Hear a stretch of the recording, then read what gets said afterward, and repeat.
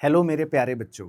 आज का हमारा टॉपिक का वीडियो है कि अगर आप एक परस्यूइंग चार्टर्ड अकाउंटेंट हैं, यानी कि आप अपने सीए फाउंडेशन की या सीए इंटर की तैयारी कर रहे हैं और खासकर क्लास 12th के बाद आपने अपने सीए की जर्नी स्टार्ट करी है, तो एक सबसे बड़ी प्रॉब्लम आपको लगती है कि सर सीए के साथ क्या मैं कॉलेज कर सकता हूँ तो कैसे कर सकता हूँ, और क्वेश्चन होता है कि करूँ या ना करूँ। तो इस वीडियो में मैंने कोशिश करी है अपना पूरा इंसाइट देने की और अपनी पूरी ओपिनियन इसमें शेयर करने की। बाकी अल्टीमेट डिसीजन आपका है, आपको क्या करना है वो आपको खुद डिसाइड करना है, लेकिन मैं अपना ओपिनियन इस वीडियो में शेयर करने वाला हूँ। देखो बच्चों, हम अच्छे से सबसे पहले ये समझते हैं आखिर क्या है मॉडल। सीए कोर्स आप सब जानते हो एक प्रोफेशनल कोर्स है जो आईसीआई हमारी प्रोफेशनल बॉडी करवाती है, राइट।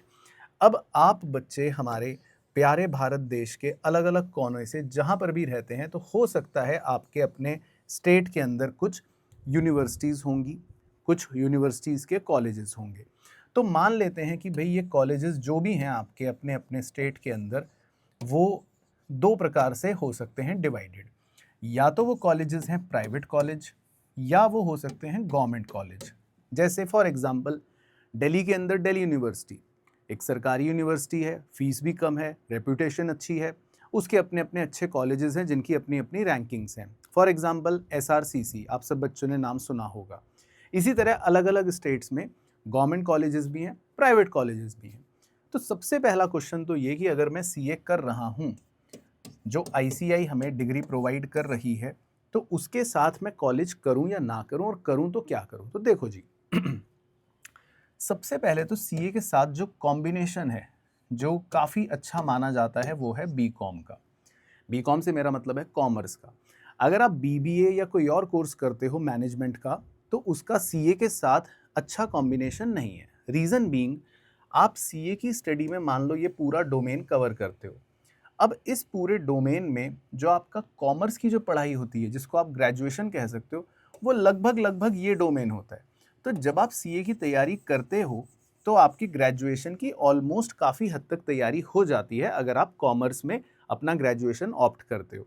लेकिन कुछ और कोर्स ऑप्ट करते हो, फॉर एग्जांपल बीबीए, बीएफआई या कुछ भी, तो हो सकता है उसमें सब्जेक्ट वेरिएशन आपको ज़्यादा मिलेगा।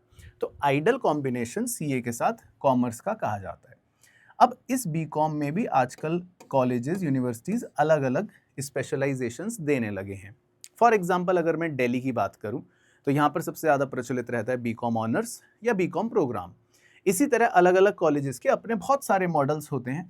तो आप ऐसा समझ लो कि एक डोसा है, और डोसे की बहुत सारी वैरायटी है कि जी मैसूर मसाला डोसा, ओनियन मसाला डोसा, प्लेन डोसा, पनीर डोसा, फलाना फलाना। अब कोई भी स्पेशलाइजेशन अगर आपको करनी है, तो वो डिसीजन लेने से पहले सबसे पहले उसके सब्जेक्ट्स देखो कि भैया इसमें इंग्रेडिएंट्स क्या हैं, और वो इंग्रेडिएंट्स अपने सीए के सब्जेक्ट्स के साथ मैच करवाओ। अब ये करने के लिए हो सकता है आपको किसी सीनियर की मदद लेनी पड़े, क्योंकि ये डोमेन्स मैच करवा के देखना शायद आपको खुद ना समझ आए कि यार इसमें क्या सब्जेक्ट लिखे हैं, मैं इसमें ले रहा हूँ, इसमें क्या होंगे। तो वो आप किसी सीनियर की ज़रूर गाइडेंस उस पर लीजिए। अब जब वो डोमेन मैच करा लो और आपको लगे कि भाई जिसमें सबसे ज़्यादा कवरेज हो रही है, तो वो स्पेशलाइजेशन चूज़ कर सकते हो। हाँ, किसी में सब्जेक्ट्स ज़्यादा होंगे, किसी में कम होंगे, और अपने हिसाब से, अपनी एबिलिटी के हिसाब से, अपने मतलब डिसीजन के हिसाब से वो आप कोर्स को ऑप्ट कर सकते हो। फॉर एग्जांपल बीकॉम ऑनर्स में ज़्यादा सब्जेक्ट्स पढ़ने हैं, बीकॉम प्रोग्राम में कम पढ़ने हैं। तो जनरली कुछ बच्चे सोचते हैं मैं सीए के साथ कम सब्जेक्ट्स वाला ऑप्शन चूज़ कर लूँ। लेकिन देखो, क्वेश्चन आता है कि सर वैल्यू किसकी ज़्यादा है, तो ऑब्वियसली जो भी चीज़ टफ होगी या जो भी कॉम्बिनेशन थोड़ा सा टफर होगा, तो कहीं ना कहीं बाजार में उसकी वैल्यू, सो कॉल्ड वैल्यू, हो सकता है थोड़ी सी ज़्यादा हो, लेकिन वो कोई बहुत ज़्यादा फर्क नहीं पड़ता। आप अल्टीमेटली एक चीज़ ध्यान रखो, आपका फोकस एरिया है सीए। तो अगर आप इसमें अच्छे हो, इसमें अच्छे मार्क्स ला रहे हो, इसमें रैंक ला रहे हो, इस पे फोकस कर रहे हो, इसकी स्किल्स अच्छी ले रहे हो, तो फिर इट डजेंट मैटर कि आपने कौन सा कोर्स करा है, क्या स्पेशलाइजेशन करी है, उसमें कितने नंबर आए हैं, कहीं लॉन्ग रन में वो मैटर ही नहीं करेगा। अब आता है डिसीजन लेना कि सर मैं कॉलेज लूं या ना लूं, उस पर भी आता हूं। तो देखो जी, प्राइवेट कॉलेज और गवर्नमेंट कॉलेज के अपने अपने प्रो एंड कॉन्स हैं, फायदे भी हैं, नुकसान भी हैं। गवर्नमेंट कॉलेजेस में ऑब्वियसली आपकी फीस कम होगी, प्राइवेट कॉलेज में बहुत ज़्यादा होगी। तो प्राइवेट कॉलेजेस के जो लिमिटेशंस हैं, उसमें मेरे से अगर आप पूछोगे, तो मेरा तो स्ट्रिक्ट आंसर है कि सीए के साथ आप प्राइवेट कॉलेज बिल्कुल भी मत करो। ठीक है। रीज़न प्राइवेट कॉलेजेस की क्लास टाइमिंग्स बहुत ज़्यादा हेक्टिक होती हैं, वर्क शेड्यूल बहुत ज़्यादा हैवी रहता है, सीए के साथ आप फोकस नहीं कर पाओगे, तो वो ऑप्शन मेरे हिसाब से तो ड्रॉप कर सकते हो। हाँ, अब उसमें कुछ बच्चे कहते हैं कि सर मेरे स्टेट में तो मैं डमी कॉलेज ले लूँगा या मैं जुगाड़ कर लूँगा, वहाँ से मुझे डिग्री मिल जाएगी, मुझे कुछ जाना नहीं, मुझे कोई प्रेशर नहीं है। वो आपकी कॉल है, देखो उस पर मैं कुछ नहीं टिप्पणी कर सकता, वो आप जानो, आपका काम जाने। मेरे हिसाब से उसका कोई एज सच फिर फ़ायदा भी नहीं है, बस just for the sake of it की एक डिग्री हो रही है, वही वाली बात है, वो आपकी चॉइस है। इससे बेटर ऑप्शन तो है, अगर आपको सिर्फ डिग्री ही चाहिए तो ओपन लर्निंग का एक ऑप्शन होता है जो दिल्ली के अंदर जैसे दिल्ली यूनिवर्सिटी देती है, स्कूल ऑफ ओपन लर्निंग, जिसमें आपको क्या करना है, डिग्री मिलेगी आपकी ग्रेजुएशन की, कहीं कॉलेज जाना नहीं है, घर बैठ के पूरे साल अपना जो भी तैयारी करनी है वो करो, सिर्फ लास्ट में एग्जाम देने जाना है, जो सबसे बेस्ट ऑप्शन है, खासकर अगर आप सीए कर रहे हो तो। अब आते हैं जी गवर्नमेंट कॉलेजेस की तरफ कि सर प्राइवेट कॉलेज तो छोड़ो, मेरे को तो गवर्नमेंट कॉलेजेस अच्छे मिल रहे हैं या मिल रहे हैं, अब बताओ कि मैं जाऊं या ना जाऊं, या मेरे स्टेट की यूनिवर्सिटी में मुझे कॉलेज मिल रहा है, मैं करूं कि ना करूं। तो देखो बहुत सिंपल है, सबसे सिंपल तरीका बता रहा हूं, आपको जितने भी गवर्नमेंट कॉलेजेस में आप एलिजिबल हो एक लिस्ट बना लो कि भैया हाँ ये मुझे मिल रहा है, उसको लिस्ट डाउन कर लो एज पर देयर रैंकिंग्स। ठीक है, उसमें आप इंटरनेट की सहायता ले सकते हो, किसी करियर काउंसलर की सहायता ले सकते हो, सीनियर की सहायता ले सकते हो, जो आपको रैंक दे देगा। जैसे फॉर एग्जांपल रैंक 1 में आ गया जी एसआरसीसी, फॉर एग्जांपल रैंक 2 में कोई, रैंक 3 में कोई, रैंक 4 में ऐसे ऐसे ऐसे ऐसे रैंक बना लो। तो एक लिमिट सेट कर लो, लगभग मेरे हिसाब से तो टॉप 10, मेरे हिसाब से टॉप 10 खींच तान के अपने हिसाब से, अगर आपको थोड़ा सा लग रहा है कि यार हाँ कॉलेज भी चला जाऊंगा, थोड़ा आप उस माइंडसेट में हो, तो 12, 13, 15वीं रैंक तक ले लो। अगर वो कॉलेजेस आपके हो रहे हैं क्रैक, उसमें आप हो फिट, आपको मिल रहा है कॉमर्स का कोर्स, कोई भी स्पेशलाइजेशन हो, चाहे बीकॉम ऑनर्स हो, बीकॉम प्रोग्राम हो या कोई भी, तो आप सीए के साथ वो ऑप्ट कर लो।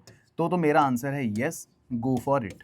उसका रीज़न है अच्छा कॉलेज है, अच्छा एक्सपोजर मिलेगा, आपका सर्कल अच्छा होगा, वहाँ पे बहुत सारे फ्रेंड्स आपको सीए करने वाले मिलेंगे, एक पूरा एनवायरनमेंट अच्छा होगा, होलिस्टिक डेवलपमेंट में हेल्प होगी, तो वहाँ पर ज़रूर जाना चाहिए।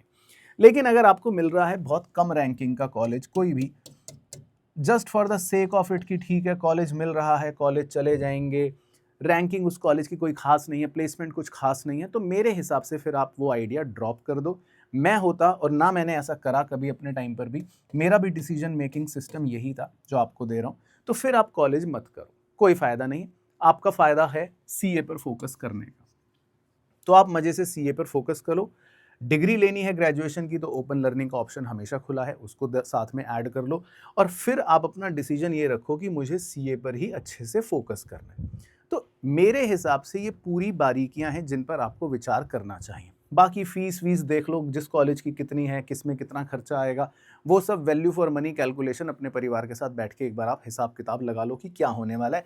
पर एक रैशनल बेसिक डिसीजन यही है, कॉलेज करो, इस कोर्स को करो, और सिर्फ तब करो जब आपको अच्छा टॉप कॉलेज मिल रहा हो, तो करो सीए के साथ, अदरवाइज कोई ज़रूरत नहीं है। सीए को अच्छे से करो, सीए पे फोकस रह के करो, तो आगे सारी अपॉर्चुनिटीज, सब बातें ऑलमोस्ट सेम ही मिलेंगी जो इन कॉलेज वाले बच्चों को भी मिल रही होंगी। बहुत ज़्यादा फर्क कुछ नहीं पड़ने वाला, क्योंकि ऐसे केसेस हैं जिसमें बच्चा कॉलेज भी कर रहा है, अच्छा भी है, पर सीए में नहीं अच्छा कर पाया।